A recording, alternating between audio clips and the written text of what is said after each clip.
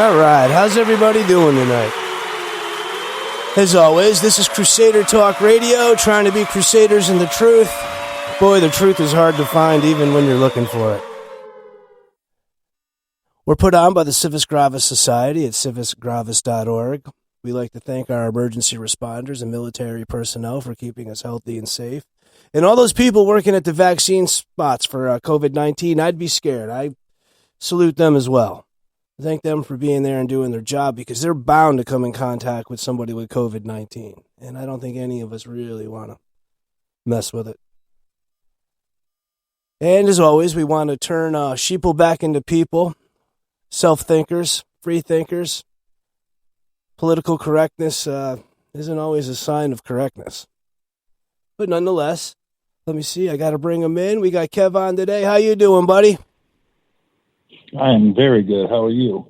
Not too bad. Now, let's see. Today, again, we're going back to UFOs. Anybody out there who's listening over politics? Oh, there's a lot to report in politics. I'll get caught up with that. I'm actually thinking about doing a Wednesday episode. But we need to think about things that are more interesting and maybe less relevant and prevalent. Let me speak correctly. A little bit of entertainment. So, I have been talking about the Greada Treaty. Kev has been hearing me holler and send links and all this other junk. Now, I'm going to kind of go over the history of it. Oh, I almost forgot. Today is March 20th, 2021, 11:03 p.m. by now. So, in 1947, it's supposed that during our nuclear tests, let's see, there was an underground battle in New Mexico. American engineer Philip Schneider was born, blah, blah, blah, and is known person who worked for many years in collaboration with secret tunnels underground for nuclear experimentation. Supposedly, in those desolate places, they ran into what are the Greys. I guess there's some different classifications of aliens that are with us on Earth, according to some. I don't know what to make. I want to believe. I want aliens to be real for some weird reason. It's something fantastical to believe in. So anyways, there was this war between the American Army and the Greys underground. And accordingly, let me go down through. And where I'm getting this from is, I'm actually reading the notes off of radio.com. They have, let's see, their article is called, Gray Aliens Killed 60 U.S. Soldiers. And that's what they were purporting to have happened in 1947. Then you go through in 1954, there's a collaborative meeting, supposedly with Eisenhower, and it had already supposedly happened with the Russians. Anyways, Eisenhower and the Greys are supposed to have gotten together. Let's see, the American government entered into an agreement with the Gray aliens in 1954. This is a mutually beneficial cooperation agreement. It's called the Greada Treaty. Aliens, they're saying here aliens do not comply. And what is supposed to have been agreed upon, and where we get the information from, is there are 2 CIA agents that had access or clearance to view the actual information on the treaty.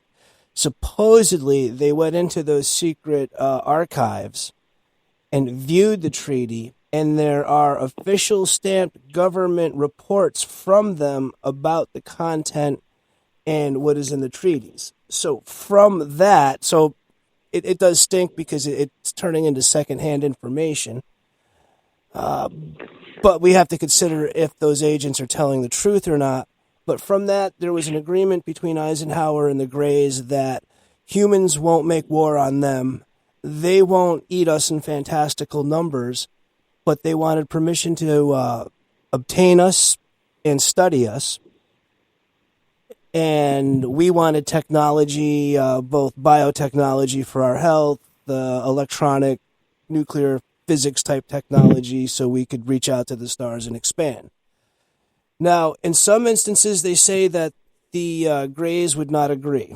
And that seems to be the popular belief. They did not want to give us the technology. And in the end, Eisenhower said poop on the treaty, and there wasn't supposedly much more contact after that. I'm going to shut up now. What do you think about that, Kev? Honestly, I can totally understand where both people would stand in a situation like all people and aliens would stand in a situation like that. And if this is all part of like the same documents that they talk about when they talk about the Foo Fighters, right? Exactly. The Foo Fighters is a predecessor event prior to this. This took place in 1954. The Foo Fighters we ran into during World War II. Yeah. And you said it happened in a bunker underground, which is really interesting to me. It says a lot about an interplanetary species that they'd rather live underground than in the sun. It says even more that they have the capability to move that fast, but that's not the interesting part to me. The interesting part to me is that Eisenhower wanted the technology and they wanted, I guess, guinea pigs. And the whole deal went sour because Eisenhower couldn't get technology, which is understandable. It would be like us going back in time and giving anyone that wanted them AK-47s. You're gonna change the entire shape of the planet. Yeah, you're going to make one all-powerful government force. Exactly. Which is just, it's not a great idea in practice, so it's a terrible fucking idea to actually try it. What I love, though, is that you got a little more information than I did. See, the thing that really caught me up was when I was looking at the food fighter footage and some of the documents. What caught me was the way that the ships were moving, especially because it reminded me of the same, I think it was, the same interview with Joe Rogan and the old, I think it was Air Force or Marine, I can't remember, and the ship that he saw, because it looks similar. The only difference is that they weren't basically glowing in the dark, and I mean like neon light glowing, like in the old footage, but they were moving somewhat similarly. They were really fast. It was actually kind of crazy. It's somewhere funny. In the Food Fighter document. Oh, absolutely. The Food Fighter document is moving like 3,000 miles per hour.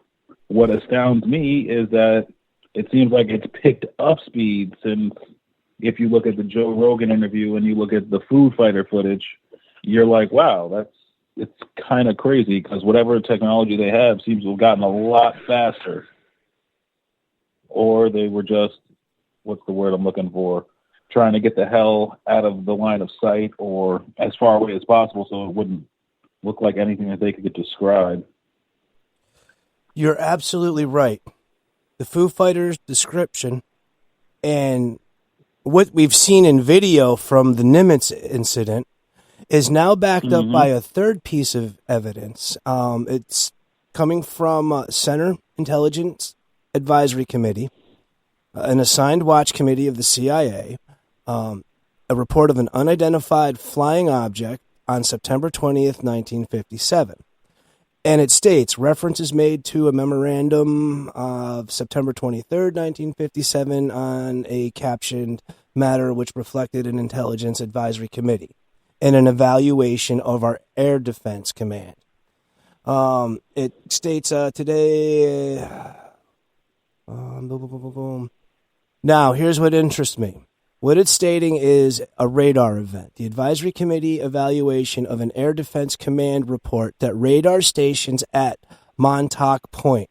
Montauk Point, for anybody out there who don't know, is one of my favorite conspiracy theories of all time. You want to look up Hal Bielek when you get the chance, because I'll definitely be doing episodes on that. And that's some fascinating rabbit holes. But nonetheless... Isn't that the same rabbit hole that Stranger Things came out of? Exactly. They took their first couple episodes from that idea and stole directly what these guys reported. Montauk Point is the home of what's called Camp Hero.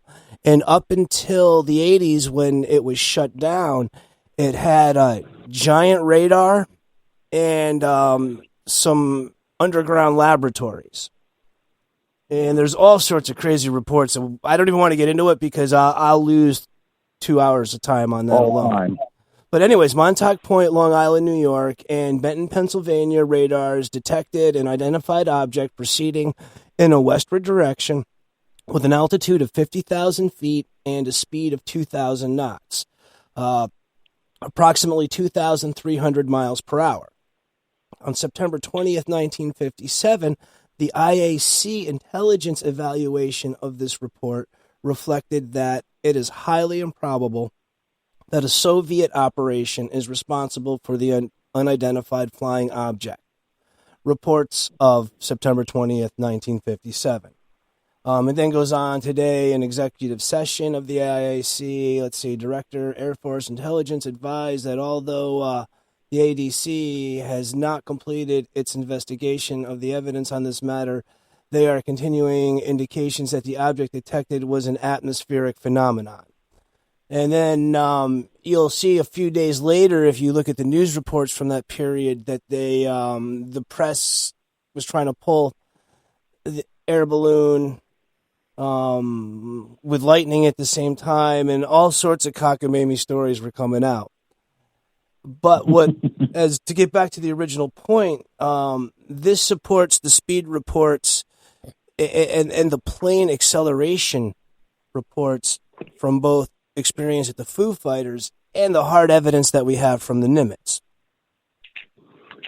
Also, keep in mind, the evidence that you have from the Foo Fighters and the hard evidence that you can see on Joe Rogan's podcast, it's really interesting because I'm looking at black and white photos from 1950, and I'm looking at a photo that just looks black and white because it's caught on a flight camera. And there is a serious difference between speed, obviously, in those two, as I've said before. But the other difference that most people don't pick up on is that the camera that they recorded in 1950 and the flight camera that was recorded in the early 2000s, I can't remember, those were two different models of camera that could pick up a whole lot more.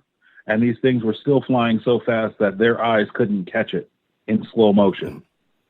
They couldn't catch it. Their systems couldn't lock on it. Exactly. And this is like probably not the second time, but this is the second time we've seen actual proof. Because there are, what the hell is it?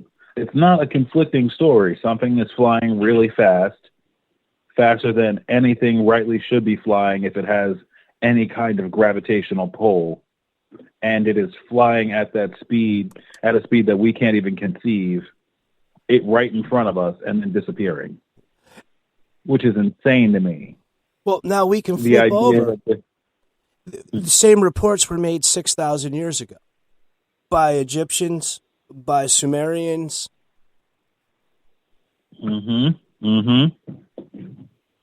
So we're coming up on our 15-minute mark, and we're going to keep to the 15 minutes this week because me and Kev this week are going to do some research. We're going to come out with some decent evidence, anti-evidence, because I also like to definitely give time to naysayers, disbelievers, because I have to admit, sometimes I believe in UFOs and sometimes I think it's a complete crock of crap. But I know that inside of me, I definitely want to believe. And in general, I think we all must look at the universe and think we can't be the only living sentience out there.